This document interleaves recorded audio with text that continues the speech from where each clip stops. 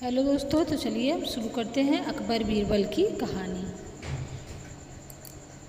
ईश्वर ईश्वर अच्छा ही करता है। बीरबल एक ईमानदार तथा धर्मप्रिय व्यक्ति था। वह प्रतिदिन ईश्वर की आराधना बिना नागा किए करता था। उससे उसे नैतिक व मानसिक बल प्राप्त होता था। वह अक्सर कहा करता था कि ईश्वर जो कुछ भी करता है मनुष्य के भले के लिए ही करता है। कभी कभी हमें ऐसा लगता है कि ईश्वर पर हम कृपा दृष्टि नहीं रखता, लेकिन ऐसा होता नहीं। कभी कभी तो वह उसके वरदान को भी लोग साफ समझने लगते हैं, भूल कर बैठते हैं। वह हमको थोड़ी पीड़ा इसलिए देता है ताकि पीड़ा से बच सके। एक दरबारी को बीरबल की ऐसी बातें पसंद न आती थी। एक दिन वही दरबारी दरबार में बीरबल को संबोधित करता हुआ बोला, बीरबल को देखो, ईश्वर ने मेरे साथ क्या किया। कल शाम को जब मैं जानवरों के लिए चारा काट रहा था तो अचानक मेरी छोटी उंगली कट गई। क्या अब भी तुम यही कहोगे कि ईश्वर ने मेरे लिए यह अच्छा किया है? कुछ देर चुप रहने के बाद बोला बीरबल, मेरा अब भी यही विश्वास है, क्योंकि ईश्वर जो भी करता है मनुष्य के भले के लिए ही करता है। सुनकर वह दरबारी नाराज हो गया कि मेरी तो उंगली कट गई और बीरबल को इसमें भी अच्छाई नजर आ रही है। मेरी पीड़ा तो जैसे कुछ भी नहीं। अन्य दरबारियों ने भी उसके सुर में सुर मिलाया। तभी बीच में हस्तक्षेप करते हुए बादशाह अकबर बोले, बीरबल, हम भी अल्लाह पर भरोसा रखते हैं, लेकिन यह तुम्हारी बात से सहमत नहीं। इस दरबारी के मामले में ऐसी कोई बात नहीं दिखाई देती जिसके लिए उसकी तारीफ की जाए। बीरबल मुस्कुराता हुआ बोला, ठीक है जाफना, समय ही बताएगा। अब 3 महीने बीत चुके थे। वह दरबारी, उसकी उंगली कट गई थी, घने जंगल में शिकार खेलने निकला हुआ था। एक हिरन का पीछा करते वह भटक कर आदिवासियों के हाथों में जा पड़ा। वे आदिवासी अपने देवता को प्रसन्न करने के लिए मानव बलि में विश्वास रखते थे। अतः वे दरबारी को पकड़ कर मंदिर में ले गए बलि चढ़ाने के लिए। लेकिन जब पुजारी ने उसके शरीर का निरीक्षण किया तो हाथ की एक अंगुली कम पाई। नहीं, इस आदमी की बलि नहीं दी जा सकती। मंदिर का पुजारी बोला, यदि 9 उंगलियों वाले इस आदमी को बलि चढ़ा दिया गया तो हमारे देवता बजाय प्रसन्न होने के क्रोधित हो जाएंगे। अधूरी बलि उन्हें पसंद नहीं। हमें महामारियों, बाढ़ या सूखे का प्रकोप झेलना पड़ सकता है, इसलिए इसे छोड़ देना ही ठीक होगा। और उस दरबारी को मुक्त कर दिया गया। अगले दिन वह दरबारी दरबार में बीरबल के पास आकर रोने लगा।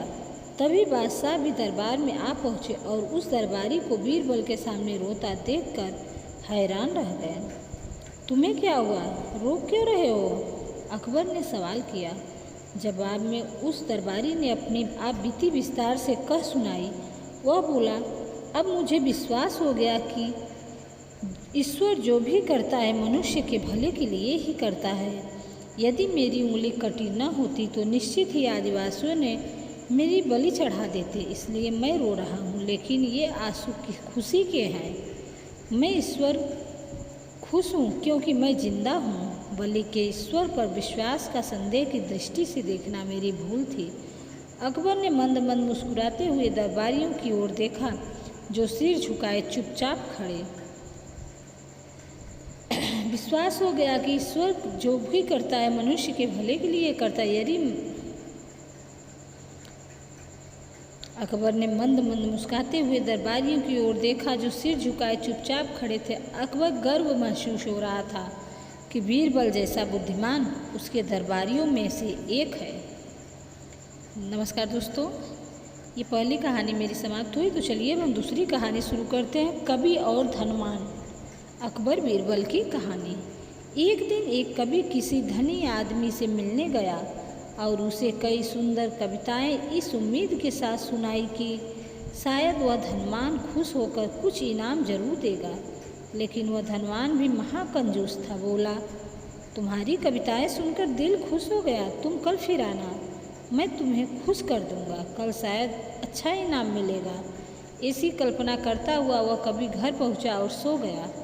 अगले दिन वह फिर उस धनवान की हवेली में जा पहुंचा।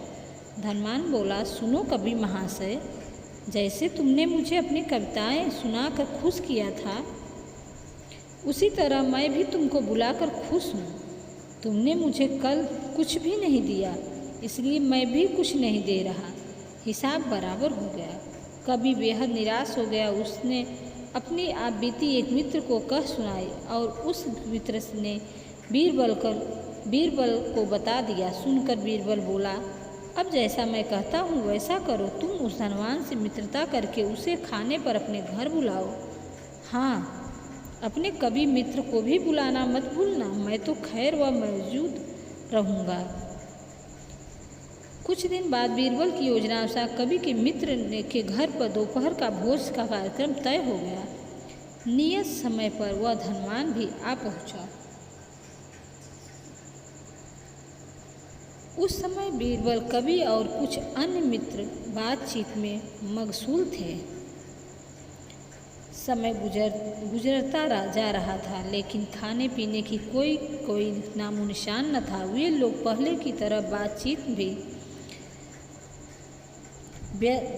में व्यस्त थे। धनवान की बेचैनी बढ़ती जा रही थी। जब उसे रहा न गया तो बोल पड़ा, भोजन का समय तो कब का हो चुका।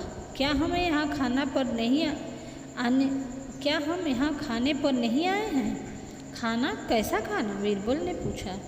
धनवान को गुस्सा आ गया। क्या मतलब है तुम्हारा? क्या तुमने मुझे यहाँ खाने पर नहीं बुलाया है? खाने का कोई निमंत्रण नहीं था। यह तो आपको खुश करने के लिए खाने पर आने को कहा गया था। जवाब बीरबल ने दिया। धनवान का पारा 7वें आसमान पर चढ़ गया। क्रोधित स्वर में बोला, यह सब क्या है? इस तरह किसकी इज्जतदार आदमी को बेइज्जत करना ठीक है क्या? तुमने मुझे धोखा दिया है। अब बीरबल हंसता हुआ बोला, यदि मैं कहूँ कि इसमें कुछ भी गलत नहीं तो तुमने इस कवि से यही कहकर धोखा किया था ना कि कल आना। सो मैंने भी ऐसा ही किया। तुम जैसे लोगों के साथ ऐसा ही व्यवहार करना चाहिए। धनवान को जब अपनी गलती का आभास हुआ और उसने कवि की कोई इच्छा ईमानदार देकर वहाँ से विदा ली, वहाँ मौजूद सभी बीरबल की प्रशंसा भरी नज़रों से देखने लगे। धन्यवाद दोस्तों, ये मेरी दूसरी कहानी थी। तो चलिए अब हम तीसरी कहानी आप लोगों को सुनाते हैं। किसका नौकर कौन? अकबर बीरबल की कहानी। जब कभी दरबार में अकबर और बीरबल अकेले होते तो किसी न किसी बात पर बहस छिड़ जाती। एक दिन बादशाह अकबर बैगन की सब्जी खूब तारीफ कर रहे थे। बीरबल भी बादशाह की हाँ में हाँ मिला रहे थे। इतना ही नहीं, वह अपनी तरफ से भी 2-4 वाक्य बैगन की तारीफ में कह देते थे। अचानक बादशाह अकबर के दिल में आया कि देखें बीरबल की बात को कहाँ तक निभाते हैं। यह सोचकर बादशाह बीरबल के सामने बैगन की बुराई करने लगे। बीरबल भी उनकी हाँ में हाँ मिलाने लगे कि बैगन खाने से शारीरिक बीमारियां हो जाती है। बीरबल की बात सुनकर बादशाह अकबर हैरान हो गए और बोले, बीरबल, तुम्हारी बात का यकीन नहीं किया जा सकता। कभी तुम बैगन की तारीफ करते हो और कभी बुराई करते हो। जब हमने इसकी तारीफ़ की तो तुमने भी तारीफ़ की, और जब हमने इसकी बुराई की तो तुमने भी बुराई की। आखिर ऐसा क्यों? बीरबल ने नरम लहजे में कहा, बादशाह सलामत, मैं आपका नौकर हूँ, बैगन का नौकर नहीं हूँ। बादशाह अकबर ने हंस पड़े। बीरबल की बातों को सुनकर वो ठहाके मार के हंस पड़े। तो अब कहानी मेरी समाप्त हुई।